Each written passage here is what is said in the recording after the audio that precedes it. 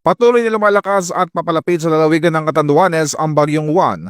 Matatagpuan ang sentro ng bagyo 195 km silangan ng Bira, Catanduanes, taglay ang hangin na 175 km kada oras malapit sa gitna at bugso hanggang 215 km kada oras habang kumikilos ito pakanluran hilagang kanluran sa bilis na 35 km bawat oras.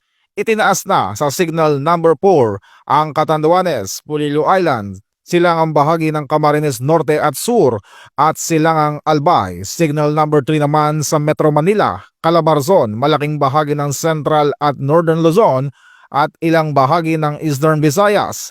Habang signal number 2 at 1 ay nakataas sa ibang bahagi ng Luzon, Visayas at Mindanao kung saan asahan ang malakas na hangin at maalon na karagatan. Pinapayuhan mo na ang lahat ng mangingisda na huwag mo nang pumalaot dahil may banta ng storm surge o daluyong na posibleng umabot sa higit 3 metro sa mga baybayin ng Cagayan, Isabela, Ilocos Region, Central Luzon, Metro Manila, Quezon, Bicol Region at Eastern Visayas.